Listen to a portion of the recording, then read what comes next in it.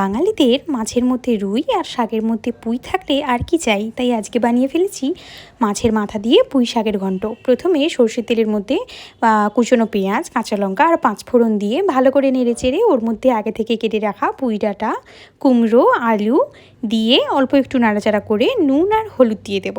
এবার ঢাকা চাপিয়ে প্রায় 7 থেকে 8 মিনিট ওটাকে একটু ভাপিয়ে নেব। এরপরে ঢাকনাটা খুলে আগে থেকে ভেজে রাখা মাছের মাথাটা দিয়ে দেব। দিয়ে আবার ঢাকা চাপিয়ে দেবো একটু নেড়ে চেড়ে। ব্যাস, কোনো রকম জলের ব্যবহার কিন্তু আমি এখানে করিনি। ঢাকা চাপা দিতে দিতেই এই রান্নাটা কিন্তু কমপ্লিট হয়েছে। আর যেহেতু রুই মাছের মাথা দিয়ে করেছি, এর টেস্টটা অসম্ভব সুন্দর হয়েছে। আর তেমন কোনো মশলাও নেই, তাই শরীর খারাপের তেমন কোনো ভয়ও নেই। আর এই রান্নাটা খেতেও কিন্তু ভীষণ টেস্টি।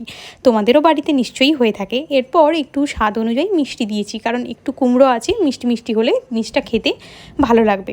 আর এই রান্নাটা কিন্তু সম্পূর্ণ বাঙালি একটা রান্না। আশা করি তোমাদের বাড়িতেও এই রান্নাটা কখনো না কখনো হয়েই থাকে। যাই হোক, কেমন লাগলেও অবশ্যই জানিও। আর দেখা হচ্ছে পরের ভিডিওতে। চেষ্টা করব এখন থেকে রোজ ভিডিও ছাড়ার। কিছুদিন ধরে শরীর খারাপের জন্য ভিডিওতে আসতেই পারিনি। যাই হোক, টাটা, সবাই